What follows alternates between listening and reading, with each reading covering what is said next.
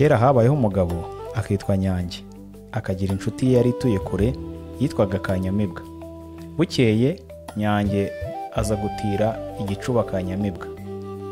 Nyange hashira iminsi myinshi Nyange atarakigarura. Kanyamibwa ararambirwa, atuma umwana we witwaga Karekezi kujya kukimutirurira. Umwana aragenda abanza kuyoberwa inzira, yayoboza bakamubwira inzira itariyo.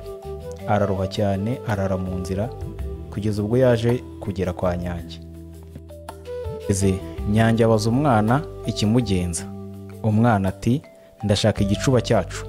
Data yakigutije azi kuri inshuti kandi yizeye ko uzakimugarurira vuba. Nyange ati, inshuti zizira guhemukirana. Najyaga kukibazanira, mbazaniye n'inzoga yo kubashimira. Karekezi ati, ibyo kudushimira byihorere, mu gicuba data yantumye nkijyane. Nyange ati, ubwo wanze gusubira imuhira ngo utakijyanye, ngo ureke nzagitirure mfite n'icyo mbazaniye, hama ahangaha twitegure maze tuguherekeze.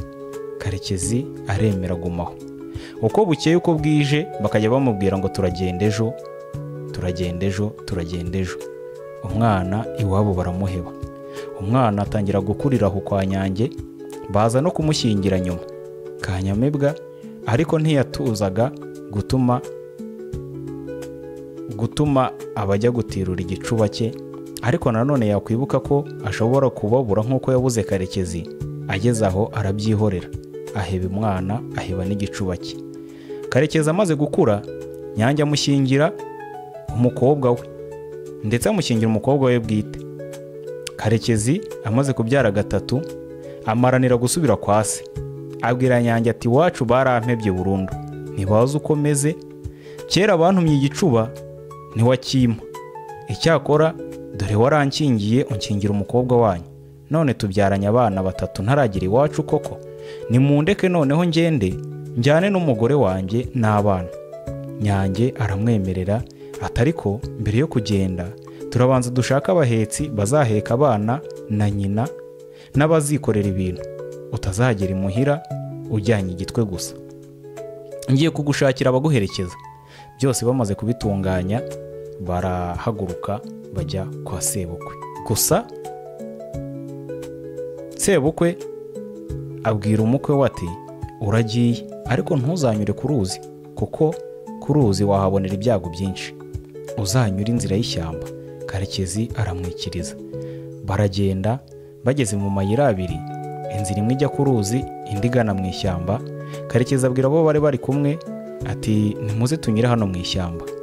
Nuko bo barabyanga, bavuga ko bagomba kunyura ku ruzi, kuko ngo ku nkombe z'uruzi hagombaga kuboneka ibyago, ariko Karekezi yababwiraga, ariko bo barabyanga. Bati, twe turi benshi nta kintu tuza kuba turatabarana. Baragenda, bageze ku nkombe z'uruzi basanga ingona nyinshi, maze ingona zirabahuka bose zirabarya. Hasigara umwana umwe wa Karekezi w'imfura. Uwo mwana yahoraga ashaka kujya kwa sekuru mbere, ese akamubwira uko yazahagera. Ati, uramutse ugiye wenyine ntari kumwe nawe mwana wanjye. Yari yaramubwiye ati, uzagende maze nugera ku iriba rya mbere uzahasanga abahungu babiri badahira inka. Nta kundi abo bahungu ubwo bazaba ari basobanya. Uzahicare ubategereze, nibacyura inka uzajyane nabo. Nugera mu nama y'inka uzahasanga umusaza witwaje inshyimbo, uwo nguwo azaba ari sogokuru wawe. Ubwo rero uzaba ureba amazu imbere yawe, nugera ku rugo rwa mbere uzahasanga abahungu babiri, umwe uzasanga baza igisokozo, undi azaba baza umuheha w'inkono y'itabi. Abo bahungu bazaba ari ba nyokorome. Uzakomeze ugende. Nugera mu rugo rwa kabiri uzahasanga abakobwa babiri, umwe azaba ari kuboha, undi ari gukubura. Abo bazaba ari ba nyogosenge. Uzagende nugera mu rwa gatatu uzahasanga abakobwa babiri, bazaba ari ba nyoko wanyu, umwe azaba acunda amata, undi acaniriye inkono. Uzahabona n'umukecuru wicaye mu muryango, uwo azaba ari nyogokuru wawe. Nuhagera uzicare, maze ibyo bazaguha byose uzabyange. Nibakubaza aho uturuka uzabihorere, kereka babanje kuguha amata avuruze. ubwo umwana arabyibuka aragenda.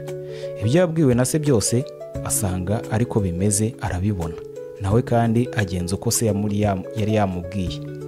Bamubajije aho aturuka arabihorera, bamuha ibyo kurya n'ibyo kunywa arabyanga, birabayobera.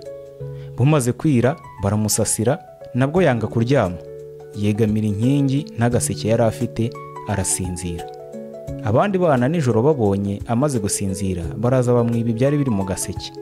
Akangutse akora mu gaseke abura ibintu byari birimo, atangira gutaka ati ubonye data ambwira mbeshya yo kanyagwa, akambwira ko mu rugo rwa gatatu nzahicara nkanga ibyo bampaye byose, ngo kereka bampaye amata y'ikivuguto none bakaba bananyibye n'ibyo nari nitwariye mu gaseke kanjye.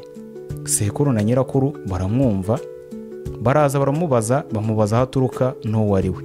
Umwana arababwira ati nimubanze mumbarize ibintu byanjye aho biri, mumpe n'amata avuruze mbone kugira icyo mbabwira. Ibintu barabishaka barabibona, barabimuha, bamuha n'amata yashakaga. Amaze kuyanywa ababwira uwo ari we n'ukuntu bagiriye ibyago mu nzira, ingona zikarya abo bari bari kumwe bose, harimo na se na nyina n'abavandimwe be. Mu gitondo bohereza abantu bajya kureba abo bantu aho baheze ku ruzi, aho bariwe n'ingona. Bahageze basanga ingona ziracyasinziriye, bazitera amacumu zose barazica, bazikuramo abantu n'ibintu byose zari zariye. Bajya mu ruzi barabyuhagira, ibindi barabyoza, abantu zari zariye barongera barabagarura. Ibyo bashoboraga koza no gutwara barabitwara barabizana.